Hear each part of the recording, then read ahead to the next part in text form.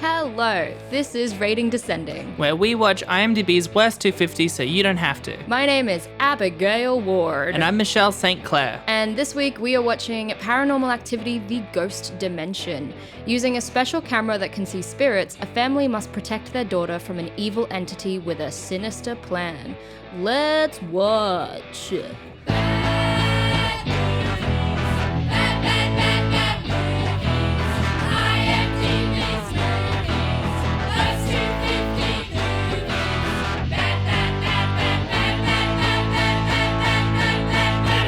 Cheers to our morning coffees. Morning coffee. It's weird recording in the morning. Yeah, I like it more. I'm not a morning person, so okay. I'm on the fence about it. Well, that's why I always every time it gets to 7, I'm like, I don't know if I can record, man, because once it hits 8, I'm going to be a sleepy little baby. See, my peak hours are between 6 p.m. and 10 p.m. However, in those peak hours, I like to get drunk, and it's hard to do the thing sober in the evening. That sounds problematic. Let's move on. It does. If you wanted to move on, I actually had 2 things I wanted to mention. Oh, all right. Oh, bring it to the table. 2 podcast announcements. Oh, damn. Yeah. Do I know about these announcements? No, because I wanted to tell you on the podcast. Oh, okay. All right. 1, they're small, but 1, this is the 10th episode. Oh, yeah. Cool, yep. Yeah, okay. Yeah. I can count. I just thought it was cool we made it to 10. High five. I just wasn't sure if you did count. Give me some skin. 10 episodes. Yeah. Wowie. That means it's been 10 weeks. Yeah. I mean, it's hit Time flies when you're locked inside all the time. Yeah, I would definitely say that this last few months of being locked in has felt like they've gone excruciatingly quickly. They have. Okay. No, for me it has. Right. Time has been flying by, but I've been excruciatingly busy. I mean, I've still been busy sometimes. It feels like it's that thing where it feels like it's both moving quickly and slowly. Yeah, for sure. Right? Moment to moment is just one big ball of mass time. But then I look back and I'm like, oh, it did feel like it was August, but also August itself feels like it's been every single year of my life. What was the second announcement? We got our first email on ratingdescending@gmail.com. Yeah. The one that I recently found out actually exists. I know. We got an actual email. What is it? So it's from Luke Anton, who said his favorite chew was a gummy bear. Gotta agree, man. Who's Luke Anton? He's one of my students. Oh, he listens. Okay. I know. He's great. What a great guy. That's a gummy bear is it depends on the gummy bear, to be honest. Like a standard gummy bear that's done by... Yeah, I assume we're talking Haribo gummy bears. Yeah, Haribo are the standard, but there's lots of other kinds of gummy bears on the market. But Haribo for me... There shouldn't be. That chew it's hard to get through, you know? Like for me, that chew is too tough. I like it because a normal gummy is sometimes too soft and it's like jellied, but like... I like that. Well, I don't think it's a bad chew.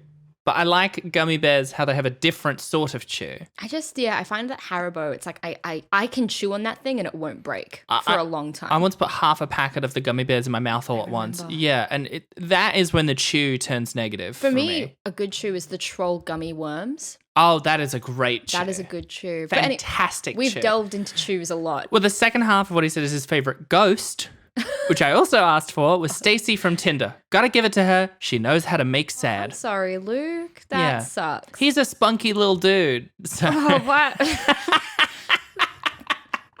Those are very exciting announcements. Thank you. Well done. Wow. You guys should see there's a crowd of people here and they're all applauding. They're all applauding. Yeah, we've got a huge audience in the room with us, guys. If you're not in our live audience, where the fuck are you? Yeah. Is that right, guys? Yeah, that's right. Woo! Yeah! That is so good. Oh my God. You guys are the best.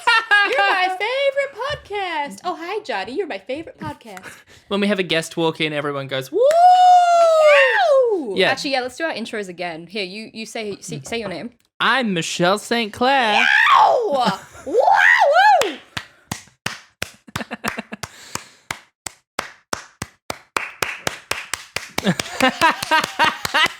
But I'm not Orson Welles, I'm Shia LaBeouf. Yeah, of course. And I'm Abigail Ward. Yeah! Now I'm ready for the podcast. Yeah, I'm there we psyched. go. Look That's at us how go. you do it. Yow!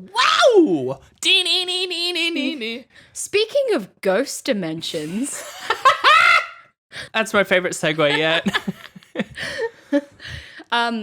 this week we did Paranormal Activity, the Ghost Dimension, as we have already told you. This Yeah. was the first horror film on the list. So I've said to a lot of the people I know before, I'm not a huge fan of horror movies. I don't have any specific objections other than I'm a big baby. You're a big baby. Yeah, I don't think the That's so genre funny, 'cause is bad. I'm also a big baby. You're baby? Yeah, I'm baby too. I'm baby. That's, oh my God.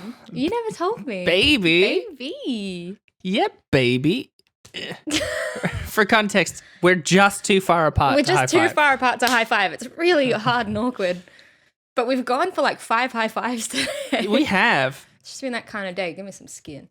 Too slow. How dare you be so slow? This is a mess. This is a very messy This is a opening. very messy episode. It's that 9 a.m. coffee hit, man. Hell yeah. Running through my veins. It's the one dose of serotonin I'll have for days. Yeah. High five to that. Yeah, first horror film on the list. I don't mind horror films, but they have to be really good horror films with story. Yeah. Story. And this is my problem with horror films, is that a lot of them sacrifice story for just suspense and cheap thrills. Yeah. Well, okay, so because there's two sides of what you're saying, in that there's some that just they like replace terror with jump scares, which is just startling. I hate that shit. If I said, "Hey, I love you," really suddenly, you'd be startled. It would be the same emotional reaction as if a ghost filled the screen suddenly. If someone said that to me, I'd be startled and then cry. It'd be more scary for you. Not because of the actual being startled, just because someone said Yeah. that they loved me. Yeah. You love me? Yeah. You love me. Yeah. Lame. I don't love shit, man. Loose unit.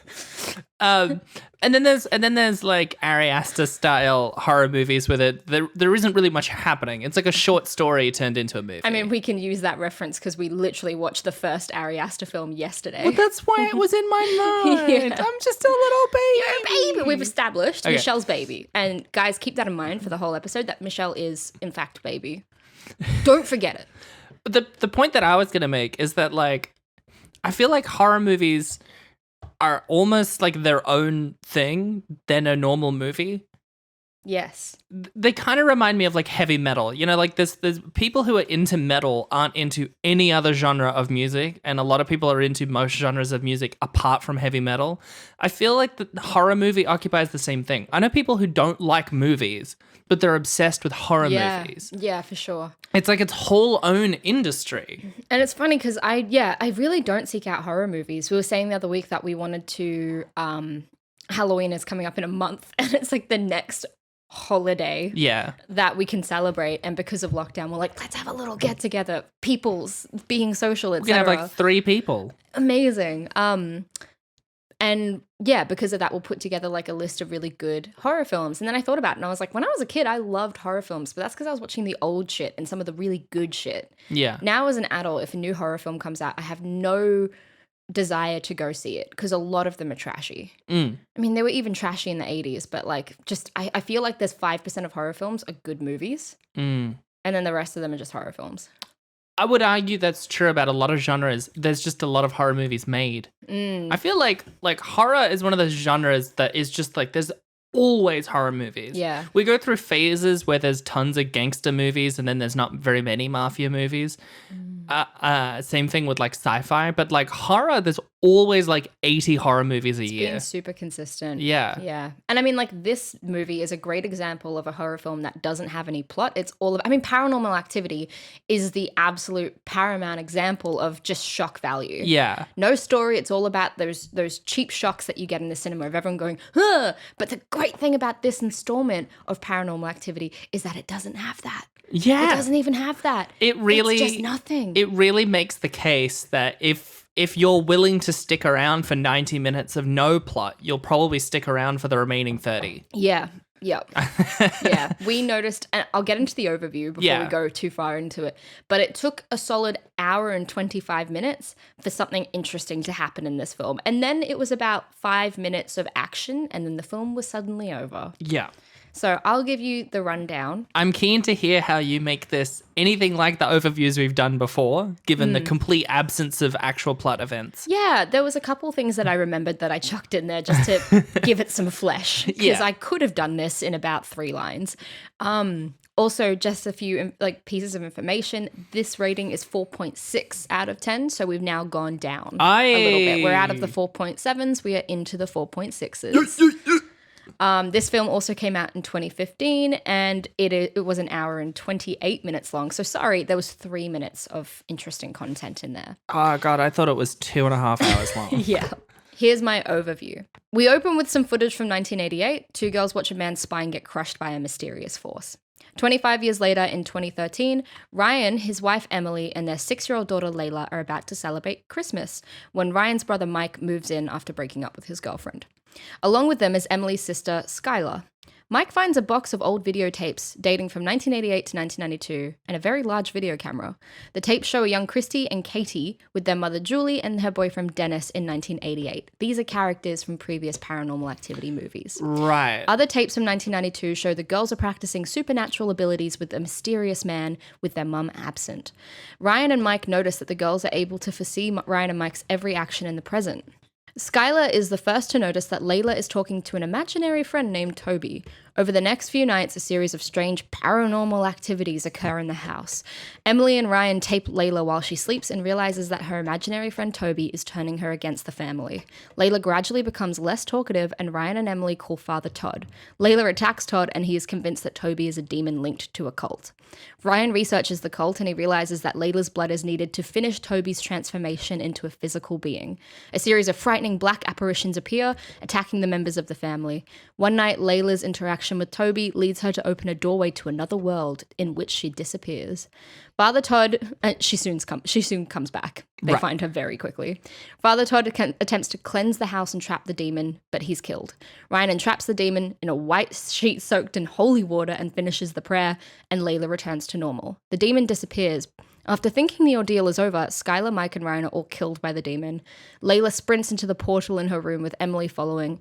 They arrive at Christy and Katie's mother's house in 1992, where Emily confronts the now human version of Toby. Emily pleads with the demon to spare Layla, but she's killed. Layla and Toby walk off together. That's the end. Right.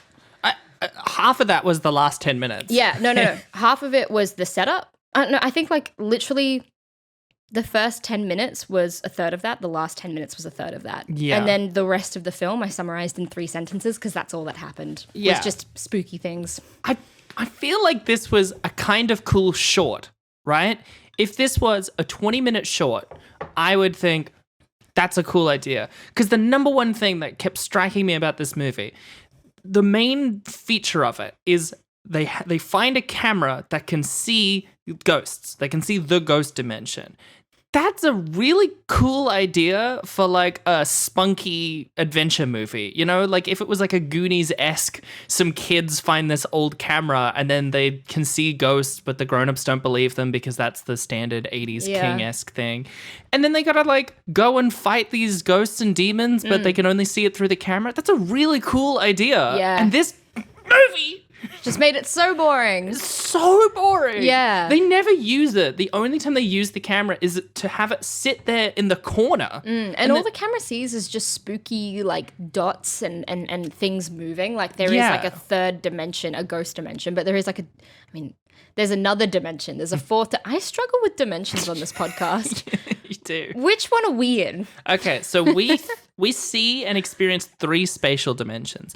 There is a 4th spatial dimension theorized, which is in the Sydney Centrepoint Tower, and you can pay $10 to go on a 4D ride through Australia. It's where your seat moves and you feel air and you get on the back of your air breath. sprayed on you. Yeah, but the 4th dimension is usually referred to as time. I see. So this would just be a 5th. It would be an extra dimension. Yeah, right. Got you. I mean, like, I'm excited to watch Spy Kids 4 because that really delves into time. Yeah. So maybe I'll learn a couple things about dimensions and physics. Check your sources, sweetie. Mine's Spy Kids 4. Anyway, yeah, so like they can see this dimension, but that nothing really happens apart from them seeing it through the camera. Everything else, they just kind of see black shit through the camera, right? Yeah. Well, that's what got me, because it was either general spooky shit, sort of like if cum was misted in the air.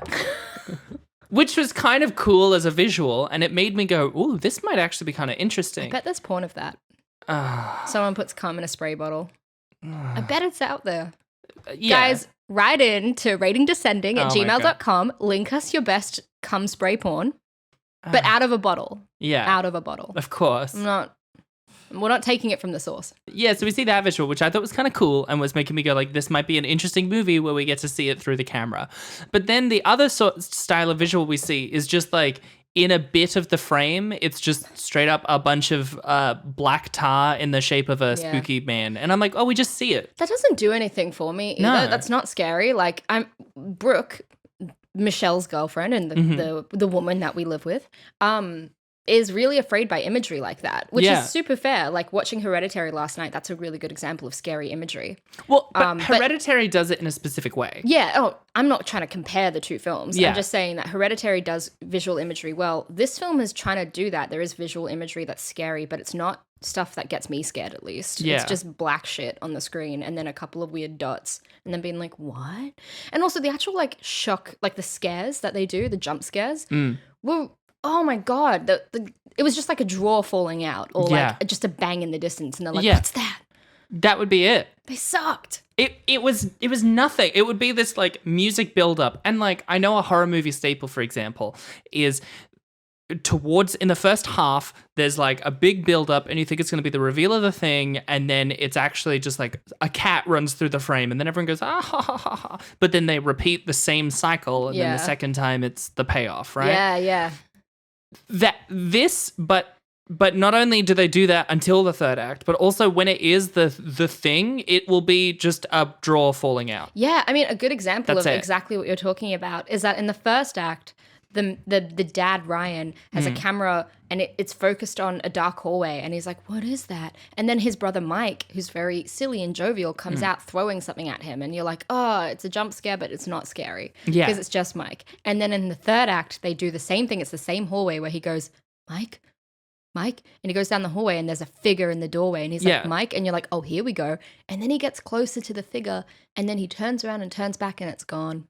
And it's like, not even scary. No. Not at all. No. Which you can do the like disappearing villain thing, but like that's the worst way to do it. Yeah, 100%. It was like The Color Gray as a movie. Like if that's just bland, boring bullshit nonsense trying to pose as something more interesting. Fuck. It's Scandi Furniture as a movie. It's what if, you know, when you leave Weet-Bix in the milk for too long? As a movie. Yeah. I guess in that case, the first act is when you first pull the Weet-Bix out and you're like, this might be good. Yeah, it's got a bit of crunch to it. Yeah, and then you kind of get through it. You're like, this is just getting worse over time. It's getting less interesting. There's nothing worse than those little dregs at the end of your Weet-Bix bowl. And it's like, you still kind of want to finish it, but it's all mushy nonsense. I always used to think I liked Weet-Bix, but reflecting on it, it's because I would put tons of sugar on the top, mix it in, and what I really liked was really sweet milk. Yeah, when I met you, you used to take 6 sugars in your tea. Maybe 8. I remember my mum was appalled by that. 8. Well, it's because she did it because she's polite. Yeah, and I appreciate that. No, I mean, like, I was fighting a sugar addiction. That was me trying to pare back from just having a lot of soft drink. You did have a sugar addiction. Yeah, it was a real problem. Yeah, you had a Coke every day. We met. No, I didn't drink water. It was only Coke. Fuck. And then I would have a packet of lollies almost every day. And you were so underweight at the same time. Yeah. You were living off of sugar and you weighed like 40 kilos. Yeah. Which, for context, I'm 6'2". 40 kilos is bad. At my most underweight, I was still 60 kilos. Yeah. So, guys, the sugar diet is not guaranteed to lose you weight, and it's unhealthy for you. Yeah. So don't follow the sugar diet. Just a side note as well. Sorry, yeah, it's just so much more interesting to talk about anything else. We're definitely really on track. It's good to know. We tried to weigh my tits the other night. So now if I ever like get weighed, I can minus out my tits to make it more fair, which is great. They are heavy. They are heavy. It's really weird getting completely naked and then balancing yourself over a kitchen scale to weigh your to hang them on the... Yeah, that's fair. It's information that we all needed. Yeah, of course. If you would like to find out the weight of my tits, email us at ratingdescending at gmail.com. Or if you just want to, chat, hang out, be my friend right now. If you just want to, just talk. I'm sitting right here. What? Let's get back on track. Right. Ghost Dimension. One thing I will say about Ghost Dimension, the brother Mike, he was he would be good in a good movie. Yeah, he was entertaining. I don't think he was good in this, but I think I was like, I can see how he's not bad. I loved his moustache. His he had moustache a great was moustache. hot. Moustaches are just hot in general. If you have a moustache, good job. Keep it going. But I feel like you need a specific face. Like some people, when they have a moustache, it looks kind of odd and seedy. And obviously, maybe they just need a different moustache. The moustache comes in wide varieties. It also depends on what beard they've got going on at the same time with the moustache, I'm always a big fan of, where it's like, because you know me, I like the full face, but it's trim sort of look. That, but then the moustache area is thicker. Yeah, that's a good look. Yeah, that comedian Daniel Muggleton has that. Yeah. I think he looks good with it. Also, I've got to say, when are mutton chops coming back into fashion? Only you would choose an old Victorian era horrible facial hairstyle. It's overlooked. There's so much you can do with a mutton chop. Please, men of whatever country you are listening to this from, because apparently a quarter of our viewers are from fucking America, which is wild. Bots are still views, So men, I preach to you all, please indulge in a mutton chop for me. Send us a picture of your mutton chops at Rating Descending. And let us know if you chew it. Send me a picture of your mutton chops and I'll let you know how heavy my tits are. This is your like pseudo OnlyFans, but instead of paying money for pornographic content, it's sending in mutton chop pics for tit weight. Yeah, I think it's best to leave things to the imagination. So I'll let you know what each tit weighs, because one is slightly heavier than the other. Which that's normal. I didn't realize they both look the same. Anyway, this isn't about my tits. This is about men's mutton chops. When is it not about your tits, Abigail?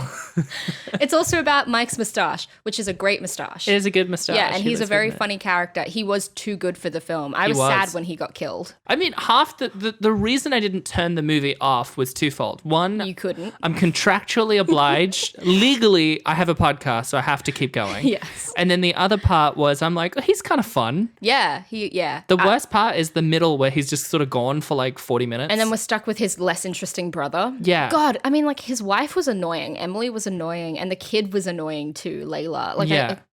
The whole film was about Layla and her creepy imaginary friend and how he was possessing her and turning her against the family. But part of me was like, let the kid die.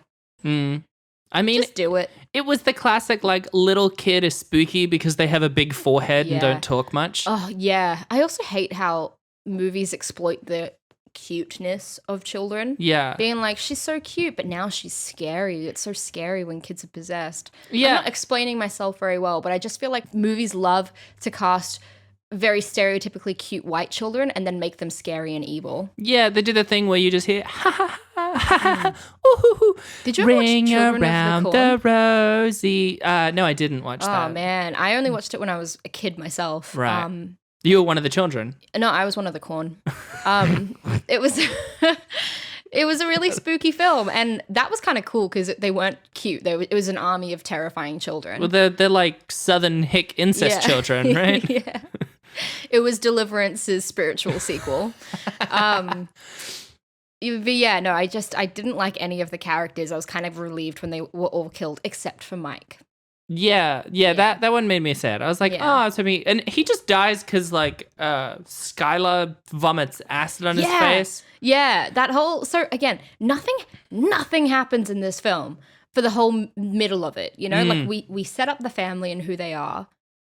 And then over a series of nights, spooky things happen in the house, but I have to stress this, it's excruciatingly boring. Yes. Because it's like a 5-minute shot of someone walking down a hallway trying to find what's going on in the house, and then a chandelier swings and they're like, oh my God. And then it cuts to the next morning and they're like, something weird's happening. It'll say like night 3. It'll have a daytime scene in which the main guy, the dad, is saying to his wife, yeah, I think there's something spooky. And they're like, okay. And then it'll cut to nighttime and we'll see the camera set up in the corner and there'll be like a bit of black tar pouring in a column. And then it'll say, and they'll cut to the next day. Yeah. Like, that wasn't scary. Yeah. This is just a weird doco.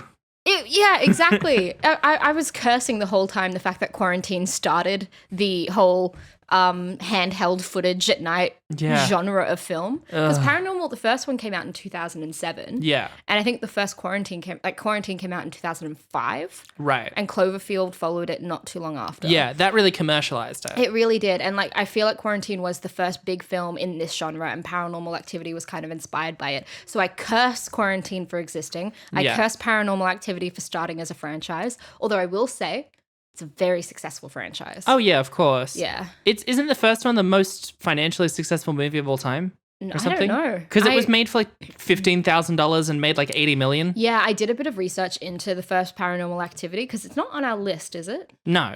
Yeah. People rated it okay. Yeah, because this is for the viewers. We are watching Paranormal Activity 4 for the next episode. Yeah. Which means that we'll be going into this franchise again. So I won't have to touch too much on the lore and the backstory of this one. Yeah. But I'll do that in a moment.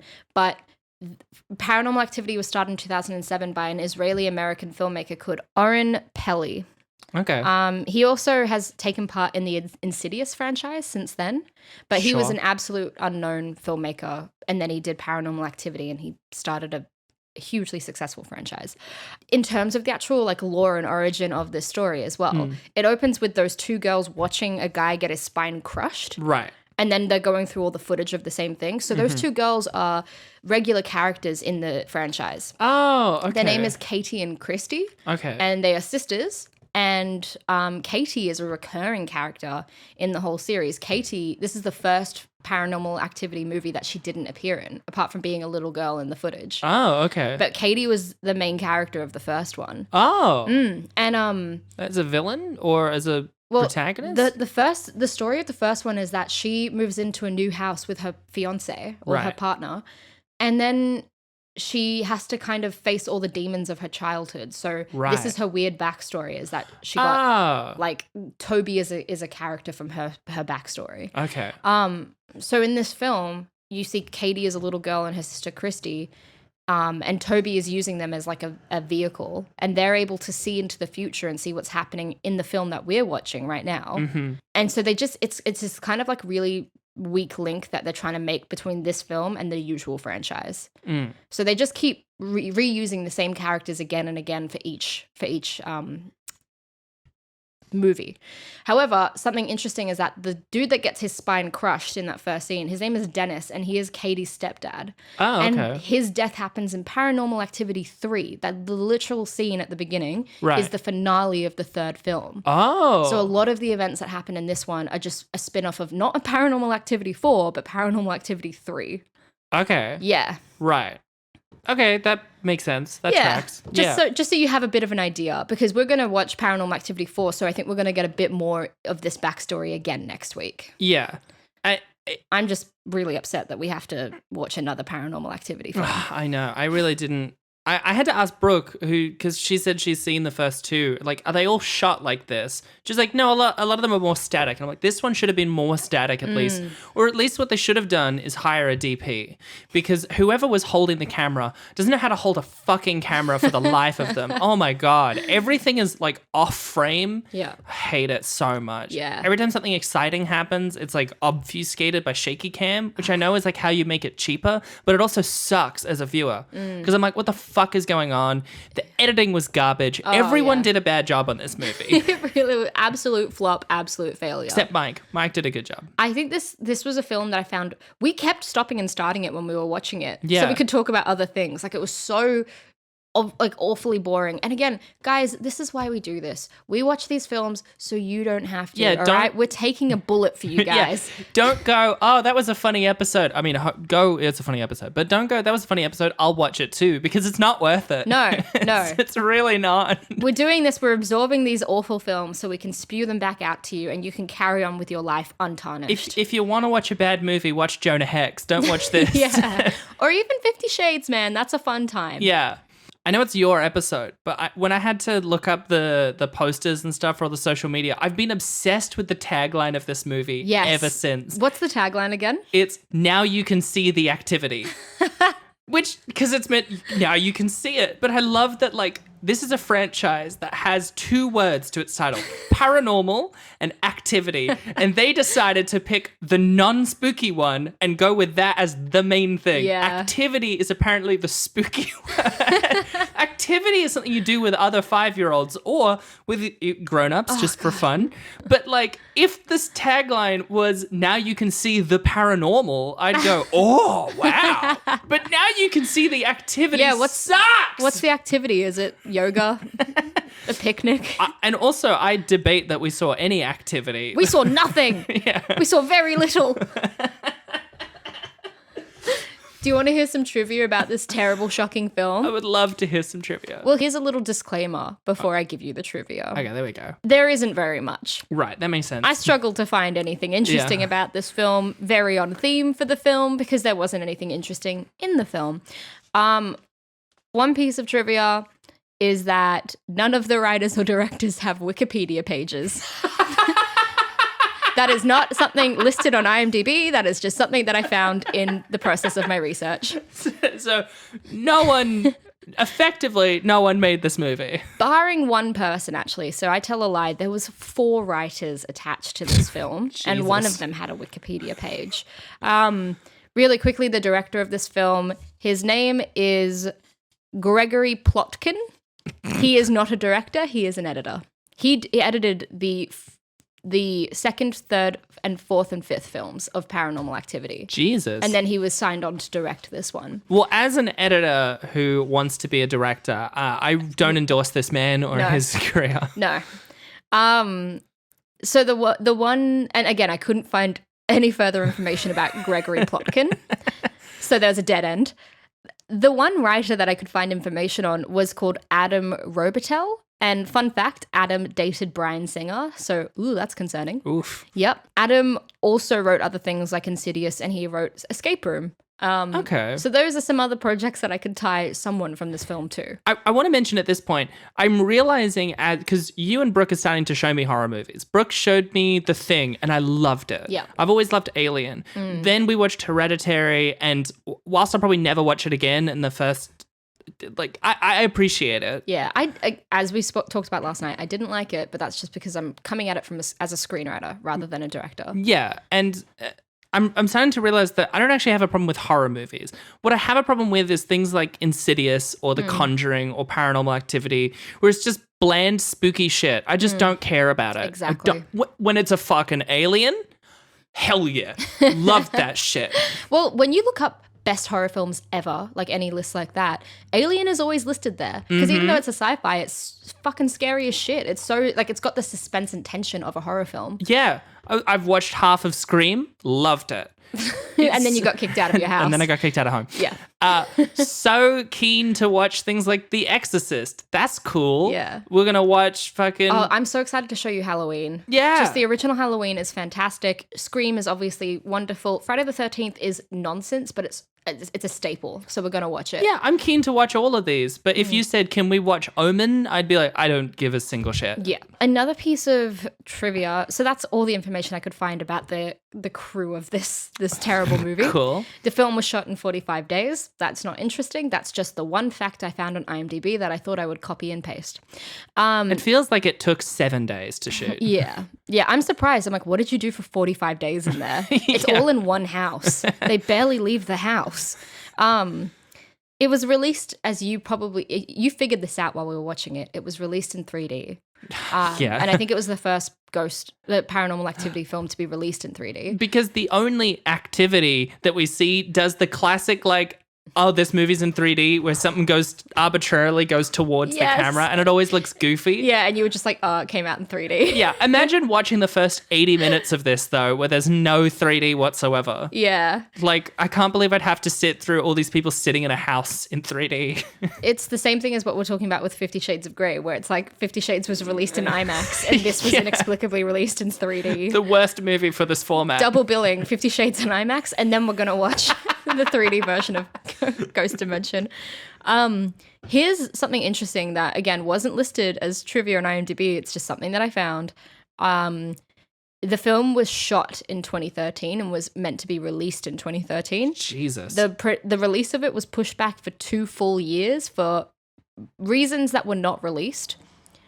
However, in the meantime, the 5th Paranormal Activity film came out. So weird. Yeah, super, super weird. I wonder if, like, one of the involved film production companies went out of business and they needed to pay for, like, the license to use Paranormal Activity or something. Yeah. And, like, yeah. no one wanted to pick it up because they knew it was a bomb. Also, this is the most expensive Paranormal Activity that they made. This is the most expensive one? Get fucked. Do you want to guess how much it cost them to make it? $5 million. 10 million. 10 million. 10 million budget. This cost $10 million. Yeah. One house, 5 minutes of special effects, 10 and like million. 4 people, 4 D-list actors. $10 million and 45 days. Oh, think of how many families could live for 20 years on a fraction of $10 million. That's what Bo Burnham talks about in his song Art is Dead. Oh my God. What do you think it grossed? I think it grossed... I think it grossed $50,000, but I think it probably grossed $3 million.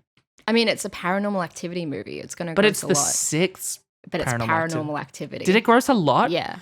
Oh, boo. I mean, in comparison to what they spent. 50 million? 78 million. 78. It's Paranormal Activity, man. It's a huge franchise. But I thought by 6 there'd be burnout. People would stop going to see it. They were pretty much on a roll. I mean, it's not like it was good, but they were on a roll with a Paranormal Activity pretty much every year.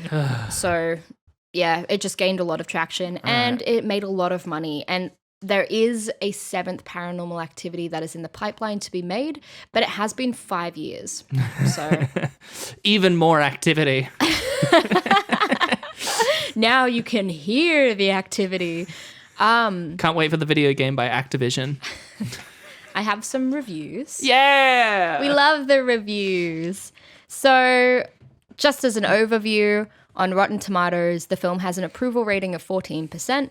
The website's critical consensus reads, Paranormal Activity, The Ghost Dimension ties up some of the franchise's lingering questions, but 6 films into the series, the thrills are mostly gone. What questions does it tie? A lot of the backstory and lore about Christy and Katie and stuff.